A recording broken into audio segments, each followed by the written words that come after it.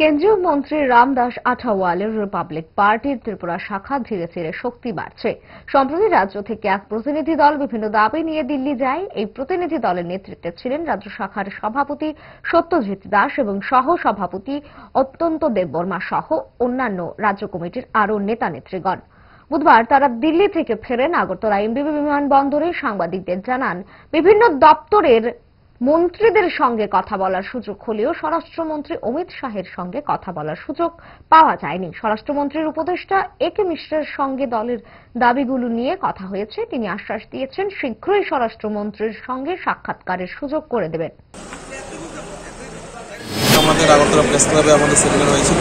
সেখানে আমাদের সিদ্ধান্ত হয়েছিল যে আমাদের এখানে যে সমস্ত দাবিগুলি পূরণ হয়নি বা যে সমস্ত দাবিগুলি নিয়ে এখনো কোনো হেলতুল হয়নি, সেগুলি নিয়ে যেন আমরা মাননীয় কেন্দ্রীয় স্বরাষ্ট্রমন্ত্রী যিনি আছেন অমিত শাহের কাছে রাখতে পারি।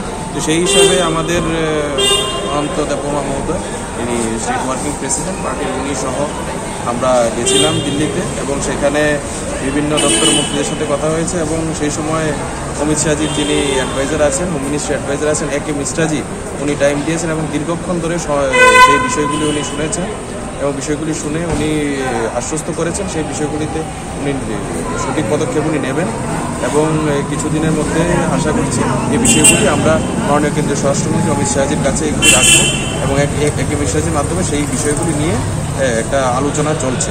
এবং এর পাশাপাশি মাননীয়া যিনি আমাদের রাষ্ট্রপতি আছেন ভারতবর্ষে, দ্রৌপদী মুর্মুজি, উনিও আগামী নতুন বছরে সময় দেবেন এবং আমাদের এখান থেকে কয়েকজন মিলে সবাই মিলে আমরা সেই বিষয়গুলি যিনি আছেন রাষ্ট্রপতি মহোদয়ের কাছে আমাদের রাখার আমরা ইসে করেছি।